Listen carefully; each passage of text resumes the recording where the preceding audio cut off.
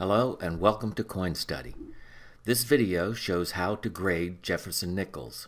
Condition and grading are key to discovering their true value. Here is a selection of Jefferson nickels spanning conditions from the very worn good grade to a nice uncirculated grade example. Collectors first judge condition and then assign a grade to each coin. The heading across the top denotes these different grades. Value charts follow these grades in their listings. Uncirculated condition is the grade with the highest value premium in the Jefferson Nickel series, important to identify correctly. No wear to the surface is the deciding factor. Close inspection of the highest parts, those likely to wear first, reveals mint luster is still intact. Delicate luster imparted by the minting process is quick to show any signs of wear. With a close-up view, notice as the light source is moved, the luster rotates across the portrait, fields, and tops of the lettering, extending rim to rim. No breaks show, even when passing over highest parts of Jefferson's hair and cheek. Indicated are the first points of your inspection. These prominent areas, the top, middle, and lower parts of the hair and cheek just below the eye, on an uncirculated nickel are still bright with luster.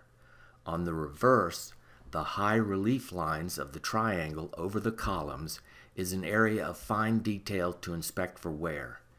Additionally, the base of Monticello and the columns themselves must remain free of wear. Let's move on to the extremely fine grade.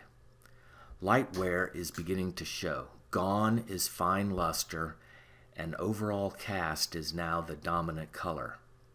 Light wear is detected throughout Jefferson's hair and along the back of his collar and running to the neck. The cheek and just above the eye is also somewhat flattened by wear. The reverse is still well defined. Columns are separated from the background. The fine raised lines of the triangle above the columns are noticeably worn but still recognizable. Overall, a nice-looking coin with the majority of detail visible. Next is the Jefferson nickel in fine grade. Despite the majority of hair detail now missing, the hairline separating his forehead is distinct. The area above Jefferson's eye is flattened and trying to merge with the cheek and jawline. Once raised areas of the collar are noticeably without form. Lettering, however, is separated from the rim and remains sharp. On the reverse, all columns remain, although the triangle detail above is now lost. Details of Monticello, such as the foundation line and vertical lines, are now beginning to merge. Lastly is a noticeably worn nickel in the good grade. Wide areas of wear and flatness describe a nickel in this condition. Jefferson's hair now lacks most detail and is merging with his forehead and cheek. Separation of his collar and coat is now gone in the shoulder area.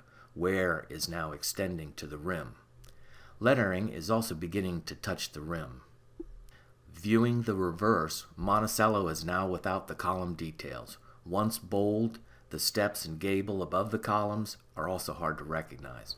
Most lettering, however, does remain sharp. Viewing all of these different grade Jefferson nickels side by side, small and subtle differences in condition begin to appear. Judging carefully and conservatively arrives at an accurate value.